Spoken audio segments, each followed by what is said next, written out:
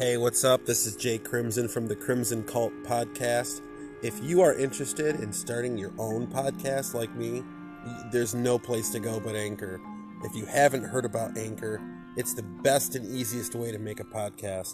You can trim, edit, add music, add background noises, whatever, all on your phone. So download the free Anchor app or go to anchor.fm to get started. Thanks for listening.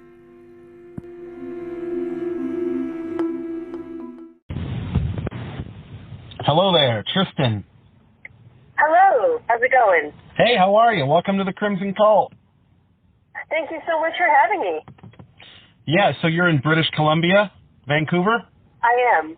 Yeah. West Coast, best coast. How do you like it there? Well, I'm born and raised here, so I have, quite a bit of fondness for the area, having known it inside and out my whole life. And having traveled the world, I can honestly say it is probably one of the most beautiful places ever. Yeah, I'm just right over Sarnia, the Port Huron, St. Clair County area. So, yeah, it's starting to get a little bit nicer outside. Yeah, I saw the crocuses are starting to force their way up to the soil, and I was like, resurrection. Right. So, I was trying to keep track of all the stuff you do. You remind me of me. You have so much shit going on. So you're an actor, a performer, and a director. Can you tell us a bit about each endeavor, and we'll go from there? Certainly. The first actor, I've done musical theater earlier on in life, but I didn't really start seriously doing any kind of acting until 2011 when I did my first feature film, American Mary, where I got to be a character called Beatrice Johnson and have fantastic prosthetics on and talk in a Betty Boop voice for the whole thing.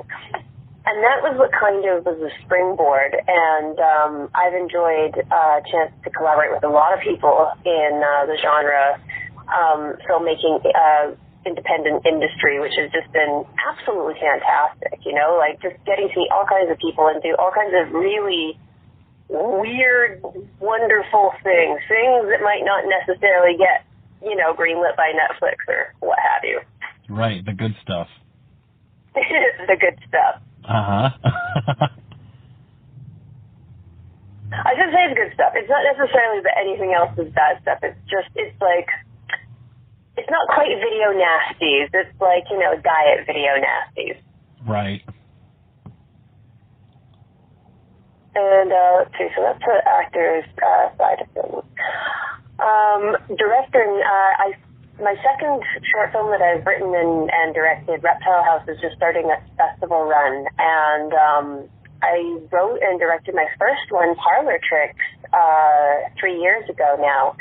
And I actually was trying to get somebody else to direct it. I was like, no, I don't know about lenses and whatnot. Like, you got to do it. He's like, no, you seem to have everything, really figured out. You should probably just, do it. And with much hand-holding, it happened. And I decided that I liked it well enough to try it a second time. And prior to the pandemic that we're all besieged with now, I was on track to co-direct my first feature, Stripcraft, which is about a group of chaos witches who are also strippers who are, trying to bring about the end of the world for their own games. And, that's just been put on the back burner with COVID, but it's still very much active. So that's kind of the writer, actor, director aspect of my trifecta. And that sounds fucking awesome. Thank you. You're welcome. And performing. Yes, performing. I have kind of a long storied history in performing. In fact, I started in 2002 as a burlesque dancer, and I started touring in 2004. And I was lucky enough to tour internationally, performing, doing all kinds of ridiculous superhuman tricks on stage, from flaming pasties to grinder stuff to striptease to having syringes loaded with Jägermeister that were attached to my pasties that I'd shoot into people's mouths. Your 20s are wild times. And So I came out of like the crazy over the top burlesque scene in Vancouver, and when I started doing burlesque in Vancouver, it was literally like me and like 5 other people. There was like nobody doing it. Now there's like 2 schools. There's like probably more burlesque dancers than you can throw a pasty at. But you know, everybody's really friendly, very creative, very supportive of each other. So it's just like, you know, at least if you're going to be oversaturated, you may as well be oversaturated with ridiculously talented humans. So, you know, it's a win. Right. And out of the burlesque, I got interested in sideshow when I was still touring, and my partner, Burns the Dragon, we started a sideshow collective, circus sideshow collective called the Caravan of Curiosities in 2015 with some other folks. And there's been kind of like, because it's a collective, people can kind of come and go as they please, and it gets kind of run as an agency. But Burns and I are the 2 like main core members of it, and it's given us a chance to not only like find out what kind of ridiculous human tricks we can do with our bodies. And I mean, I think I'm a badass, and then I see him standing on like a board of nails on a rollable, and I'm like, yeah, I'm a buttercup. Excellent. But I've started practicing sword swallowing. I can do it. I can't do it without puking, but I can do it. But I also have been practicing walking on point on the tops of empty milk bottles, which is, you know, again, I can do it, but it's not really like theatrical or showy yet, so I can't really put it on stage. Like, I mean, I could, but it's just like, you know, keeping still, back and forth. So, you know, it's trying to find out how to utilize all those wacky ideas. What's one of the hardest things that you've had to learn how to do when it comes to the whole performance thing? Or was it that what you just mentioned? I think for the performance thing, stage has never been a problem with me. I think my biggest concern a lot of the times, if I'm doing something like fire or if I have like one of the snakes out, is just making sure that everything is safe, because like I know I can be responsible, but it's just other people's reactions sometimes that I have to be worried about. But for the most part, like, we do take quite a bit of care when we're doing that. So I'm usually like distracted by that on stage, but I've never really had a problem with it, like especially being, you know, nude, because I appear nude quite a bit of my stuff. The thing I think that is the hardest for me with performance is like when I'm acting and I'm not wearing crazy prosthetics and I'm not up on stage a million miles away from the audience, and I have to use, you know, subtlety and expression and my own face on camera, and I find that it can be really intimidating because, you know, if you're not selling it as an actor, I feel like people can pick up on that pretty quickly. Right. When did you know that you wanted to do stuff like this? There's a variety of things that really inspired me. I think, like, between Gem and the Holograms and Shira, I was like, well, is I going to be a dominatrix or a drag queen? It was one of the 2 things, and being a burlesque dancer is kind of the next best thing about that. And so I think that I was really inspired by, like, a lot of the crazy, over-the-top things of the 80s when I was a small child, and, you know, just this desire to kind of recreate that in my own life as an adult is incredibly strong. And I'm lucky enough to have had a partner that I connected with who also has these, like, ridiculous, crazy visions as well. And we can bring a lot of these to life. And filmmaking's been a fantastic gateway for that, too, because all of the things that I want to do on stage that are just, you know, physically impossible sometimes are far more accessible now with my storytelling, doing it with film. And even TikTok to a smaller degree. Like, I love watching people's TikToks. People are so creative. Right, yeah. I've seen some crazy ones. Tell us a little bit about your partner. My partner, Burns the Dragon, if people aren't familiar with him, he is a body-modified individual. He's currently going through a process to be fully modified to be a human dragon. He doesn't identify as a dragon, but he does, like, enjoy body modification and does want to be fully modified to give that appearance when he's completed. In 2015, he beat the Guinness World Record for the world's longest tattoo, and somebody beat that record, and so he's going to attempt to beat their record this November in Ottawa, Gatineau, at a tattoo expo. So he's looking forward to being fully covered, and he's also on top of being a body mod enthusiast, a sideshow performer and a reptile handler. So our interests are pretty well dovetailed. Yeah, it sounds like it. That is awesome. I like stuff like that. It's cool.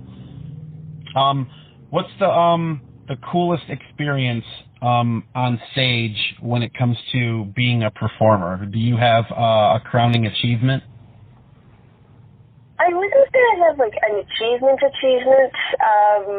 Actually, no, that's not true. An achievement that I would say I'm proud of is I was performing at a fetish night. Ironically enough, it was the first night I met Burns backstage. But I had been doing a hair hang performance where my hair is wrapped around a ring and then pulled up off the ground, and I do a feather fan dance. And I was exceptionally excited about that because I had never been able to do anything like that on a stage before because my staging hadn't ever been tall enough. So this was the first time I could actually get my legs up off the ground and do all the cool stuff. So I was quite proud of that. But I would say probably one of the most notable or interesting experiences would be probably like 2008 or 2009. I think maybe 2009. And my band that I performed with, Big John Bates, was on tour with another German band called the Boss Hoff, and they're very, very popular in Germany. And they started out kind of doing Western covers of like pop and R&B songs. Their arrangements are quite good, but it was funny to me because Germans have never had cowboys. Cowboy culture is a uniquely like North American thing. So there's a whole like subculture of Germans who are obsessed with cowboys and like will wear like the Stetsons and like the boots and everything else, which, you know, coming from North America and like the Rockies is pretty darn funny for me. Yeah, that is. So, yeah, there was a really surreal moment when we were performing in Dresden and we were on stage with the band, and all you can see is 7,000 cowboy hats, and you hear them say, "Welcome, howdy," and I was just like, this is the weirdest thing ever. What is, Sorry, go ahead. Oh, no, I was just going to say, there's, like, so many weird moments like that, like, just, like, little patchworks in the quilt of my life experience that I could probably bore you for hours with just tons of anecdotes in that direction. No, that's perfect. That's what a podcast's for. Anecdotes galore. What is one of your worst performance experiences? Oh, I would say that would probably be... We were doing a punk festival in Italy, and it wasn't really off the ground yet, and this was like the first time the band had ever toured Europe with like GPS, and like I'm really glad I didn't have to try to follow a map because where we were playing was like a vineyard, which was weird, but okay. You know, like, it's a punk show. Who knows? But they hadn't really put everything together. It was their first time putting the festival together. And there's one part of the show where me and the other dancer would come out with live fire and perform with the fire. And everybody was, like, really drunk and really rowdy. And I was just like, whatever. Like, you know, punks will be punks. No big deal. And I remember at one point I turned and I had my back to the audience. And I just remember seeing the stage disappearing because someone had grabbed me from behind with my hands full of fire and was like pulled me off stage. And I remember the lead singer said he looked at my face and my eyes went black and my face went blank. And I mean, I don't remember much of it, but I was very upset about the whole thing. I don't remember all of it, but I do remember that's the only time when somebody asked me in all seriousness if I wanted these guys' legs broken, because everybody else who was there was pretty pissed off that this guy had decided to do that to me. And, you know, they're like, do you want me to break his legs? And I said, yes, I want you to break both of them. And he went and got his legs broken. And I really don't feel bad about it. I probably should. But I've never done anything like that before in my life. But I was just like, I cried for so long because I'm like, I could have murdered him. Like, I don't know how I reacted. Like, I don't remember it. My brain just, like, cut out. And I was like, oh, I wonder if it would have been better if I had done that. But probably not, because it's hard to get back home from Italy if you're in charge with attempted murder. Yeah, well, as a listener of that, I don't feel bad. Yeah, and right? Like, it's just kind of like, you know what? You know, you fucked around and you found out. Right. So tell me about Red Wings. I got to know about this. Okay, so at the Vancouver Badass Film Festival, and it's not the hockey team. Not the hockey team, people. Not the Canucks, no. So at the Vancouver Badass Film Festival, there was a script writing competition, and Red Wings won Best Feature Script. And the writers, having seen my Vagina Dentata performance on the stage that weekend at the festival, and some of the films that I had been appearing in, said, hey, we have this script about a woman whose vagina turns tampons into bats. Would you be interested in looking at this script? And I said, yes. Yes, I would. This sounds like something that suits my branding very well. Okay, hold on a second here. Rewind. What did you just say? Her vagina turns tampons into bats? Yes. That is fucking killer. Isn't that the best idea ever? What a great idea. Yeah, you don't even need to know anything else about the film. At that point, you're like, okay, I'm on board. Right. But you can continue. It's that time of the month. I know, I've seen the movie poster for it, and I'm like, oh my God. So the ladies who wrote this, Dana and Rhiannon, they had approached me and said, like, hey, you know, we'd love to get this made in Canada. Can you recommend any directors? And as a matter of fact, my friend Kate Kroll, who is directing and producing Red Wings, she and I had were not only toured as burlesque dancers in 2010 together, like for a 3-month tour across the globe, we also co-wrote a short film that I appeared in and she directed. So I've worked with her before, and I can definitely recommend her, and I've seen her grace under pressure where I had no grace. I had less than grace. I was negative grace in the situation, and she just held it together.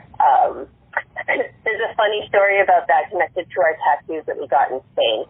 And so Kate is incredibly competent, and I am so excited for her to do this because she's got a style that is amazing, and I think she can bring so much to this. And on top of being like just the coolest director, she's also a freaking wrestler. Like the awesome doesn't end with her. So I was really excited to introduce her to Dana and Rhiannon, and everybody's just gone on like a house on fire. So it just makes me excited to work with people who are like excited to work together. What's her wrestling name? Calamity Kate. You know what? I think I've heard of her because I'm a huge wrestling geek. I bet you have. She's got like long raven dark hair, and she is like super athletic. She flies a lot. Like she bounces around that ring. She is like, that's why one of the reasons I think she's going to be a good director, because it's like you're not going to argue with a woman who can suplex you. Right. I used to be a deathmatch wrestler for a little bit. But yeah, that's badass. I've always been... Are you more of a heel or are you more of a baby face? Heel. I was always drawn to the dark side, so I'm kind of like the Undertaker of our little group we had. Right. But we did like barefoot thumbtack matches and stuff with light tubes. Oh man after my own heart. The same kind of guy who, if there was like the broken glass kit, you're like, I'm going to walk on that, and I'd be like, damn right you are. Right. That's awesome. I'm also in a heavy metal band, too, and we just got signed to a record label in 2019, and then, boom, COVID happens. And then COVID happens. Well, the thing with that is that it hasn't, like, you still have the deal, right, which is nice, because COVID's going to eventually get dialed down, and that still be there. And right, it took for me sure. a lot to kind of figure that out, that, like, yeah, COVID put things on pause, but it hasn't stopped our life. Now, your band, who are you signed with? We're signed out of a smaller label in Lansing called Hellfire Records. Nice. And we played a show, and you never really know when stuff like this is going to happen. But we've played, I would say, probably about 200 shows. I don't know, it's probably overshooting a little, but we're fairly local. We've toured here and there, out of state shows and stuff like that, but nothing major. We've always wanted to play New Orleans because of their awesome metal scene. And we're influenced by a lot of New Orleans metal bands and stuff down there. But yeah, we are going to use this time to make a recording. I think a lot of bands are doing that right now, and a lot of people are kind of, thankful for a little time out, I've noticed.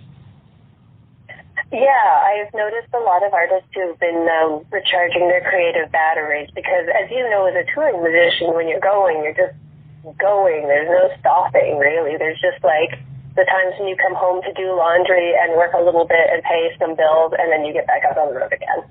Yeah. But I think it's interesting to see how COVID's made a lot of artists be really innovative that way as well. So I'm curious, you mentioned the New Orleans metal scene. The one I'm more familiar with is the Midwest metalhead scene because, I remember Wayne's World and I was touring in the Midwest, like in the 2004 to 2010. And I always remember that the metalheads out there were just like most awesome people. So I'm just curious if that's still the situation, hopefully, or if it's like just kind of a better musical scene in New Orleans, or just what's good.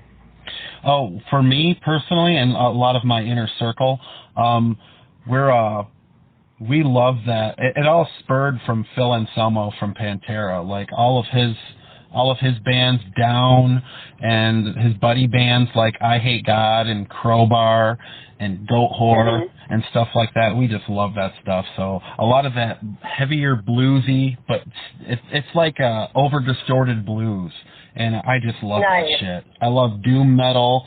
I love hardcore punk. I like a lot of stuff.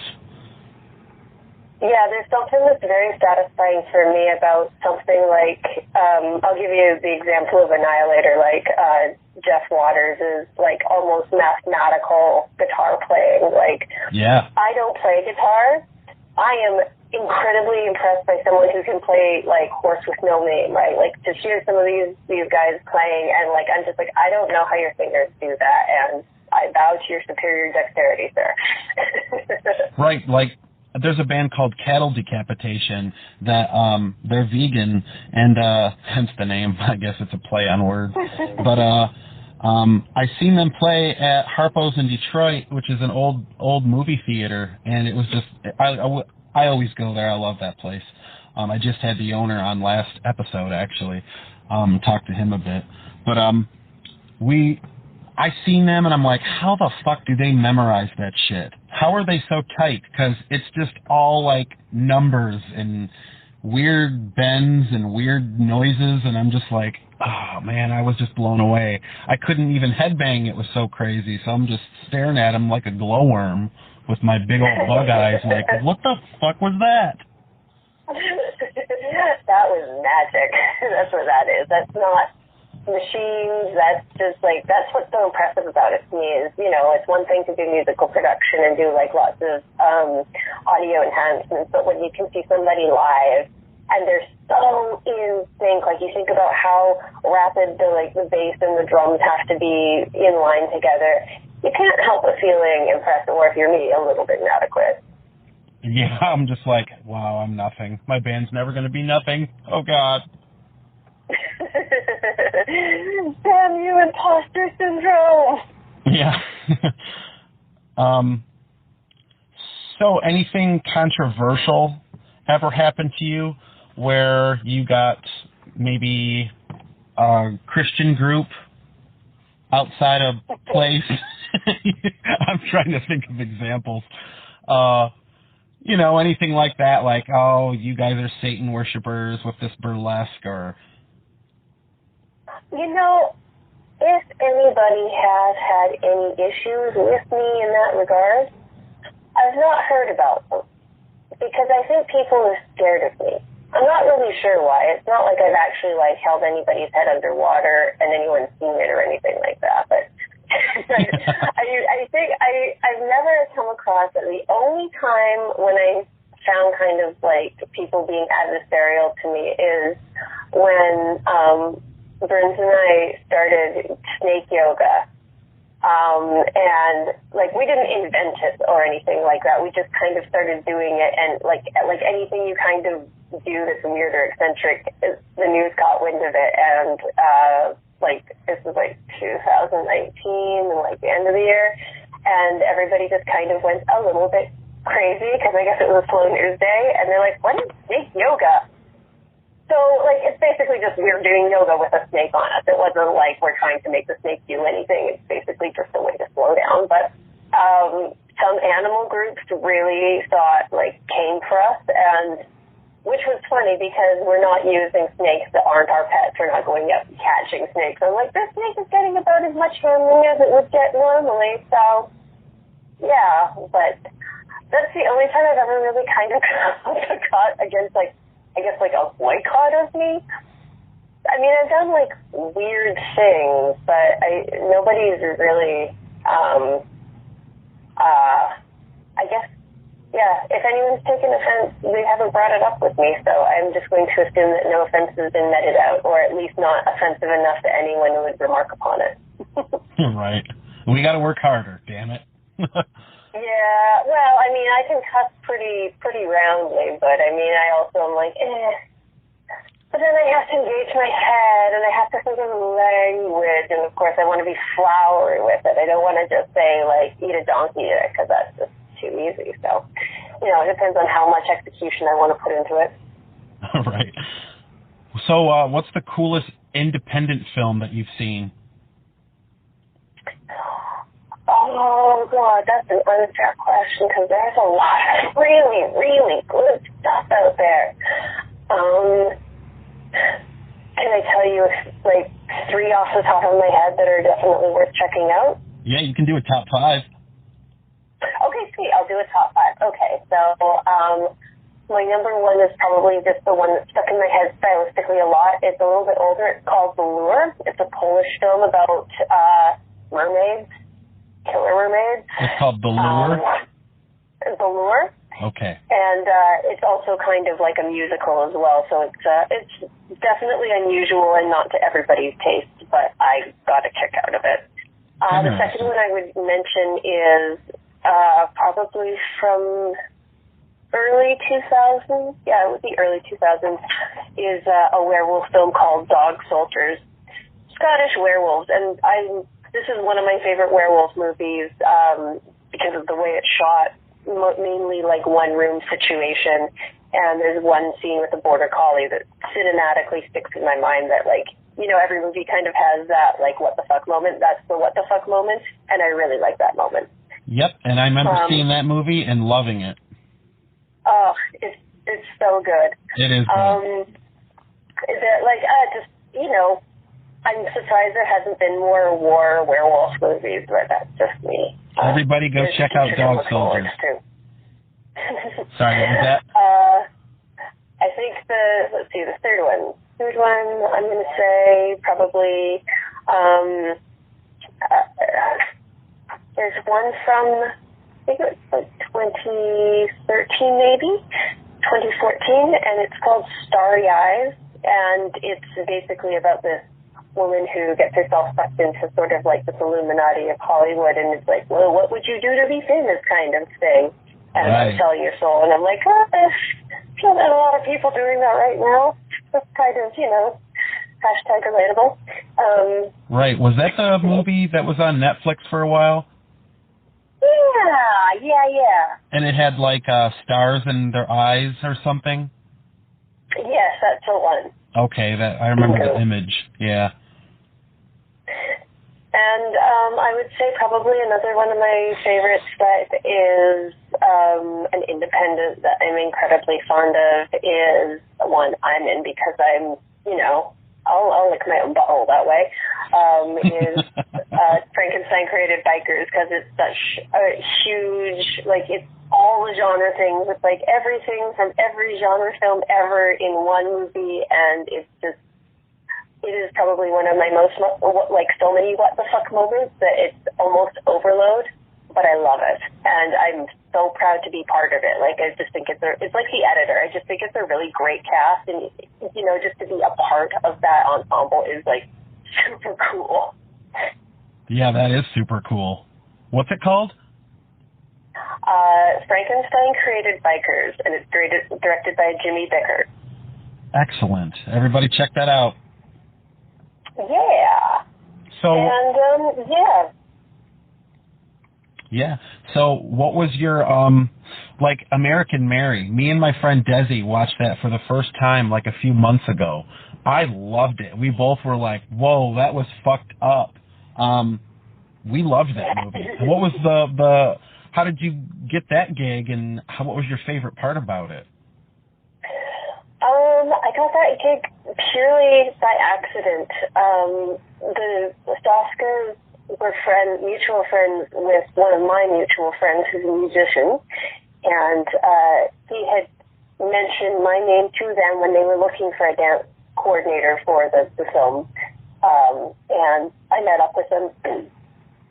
And when I met up with them, initially I was going in there just to interview to do the dance coordinator part, but they had told me that they were still looking for a Beatrice to fill that role. And they're like, oh, it's too bad they don't do voices. And I'm like, I do voices. And like, oh, well, you know, it's too bad, like, you know, you don't act. I'm like, I can act. And they're like, well, we know you can dance. Do you want to come in and read for the part? And I said, yes, I would.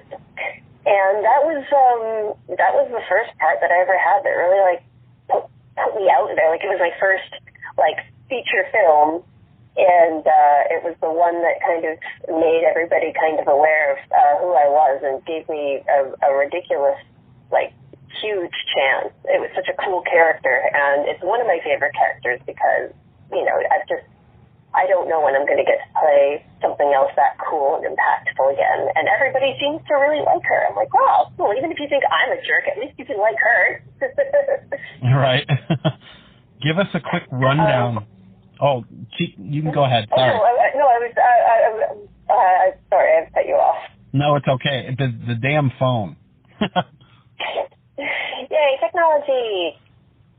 Still haven't perfected it yet, but there's always going to be some sort of a delay where we talk over each other. Give us a quick rundown of all the movies you've been in. Well, hang on. I'll bring up my IMDb and I can just, like, I can reset because I don't trust myself to use my memory. I'm, you know, older millennial and I smoke a lot of cannabis, so. Same. I have to give myself some mulligans here and there. Right. You know, it's as one does. But here is my full exhaustive list of my filmography. So if you can, give us a little. You already did American Mary, but give us a little memorable thing from each one. Okay. So Frankenstein Created Bikers. Got to be part of an awesome cast. Ayla, creepy, sad, like, horror incest movie, which I was just like, sibling rivalry, that's cool. Innsmouth, which was a short film that was a take on Lovecraft, directed by Izzy Lee, where I got to play Alice Marsh, and I did my first full frontal nude scene, but it's definitely not what you expect, and it'll probably give you nightmares till the end of your days. Harvest Lake with Ellie Church, tentacle, extra-dimensional tentacles in a beautiful cabin in the woods setting. Cuties, gay slasher flick. Aliens Stole My Body. I get to play a literary character brought to life, which is a big deal for me. The sequel to that, Aliens, My Homework was the first one. Aliens Stole My Body was the second. So I played Madame Pong in both. Very exciting to be a little literary character brought to life. That I mean, if I snuff it tomorrow, I've got that on my epitaph. I'm pretty proud of that. Nice. Yeah. Nice. I'm part of. Yeah, like I that's just the more well-known stuff. There's quite a few, and I will spare you from that because I've done lots of short films. I've been kind of a bit of a whore with that. I just like to kind of go to it, and it was like, you want to be in my film? I'm like, yeah, I'll be in your film. Is it interesting? Okay, I'll do it. If it's boring, probably no, but if it's like got a weird monster or something, I'm all about it. Nice, I'll keep that in mind. Please do. Was that all? Yep, that's all I got. Excellent. I thought you were thinking for some reason. The old awkward silence. No, you would have heard if I was thinking. I would have been doing the Winnie the Pooh muttering. Oh yeah. So, is there anything you would like members of the cult to know to go? Links, anything like that? Websites to go check out your stuff? If anybody's interested in what I'm up to, they're welcome to visit my website, which is littlemistress.ca. And you can always check out my group's website at caravanofcuriosities.com. And if anyone's curious about extreme body modification, subdermal implants, RFC chips, body suspension, they can check out Burns the Dragon's TV on YouTube, and he does a lot of interviews with modified folks, and he also covers a lot of different modifications. So if anyone who's interested in American Mary wants to actually find out more about actual body modifications, then that's a very good resource for them. And I will also say that tomorrow, the My Tribe Media is doing an online screening of short films, and it's free. And two of the films, Reptile House that I wrote and directed, and Anxiety that I starred in, will be screening. So if anybody wants to see it, they just have to follow the link, and I'll post the link on all my social media today and tomorrow so they can find it. But, you know, that's one of the bonuses of COVID is you get access to so many more movies now. Right. All right, nothing else going on? You got... No, that's what I got. I am very, very, very, very appreciative of you being on the Crimson Cult tonight. Well, thank you very much for inviting me. I know it was like a little bit hard kind of lining it up, but, you know, we get there in the end. We'll make it happen. Yep, and you're not the only one, trust me. All right, Tristan, thank you very much. Tristan Risk, thank you for being on the Cult. May peace be with you, madam. Likewise. Have a wonderful day. You too. Goodbye. Ciao.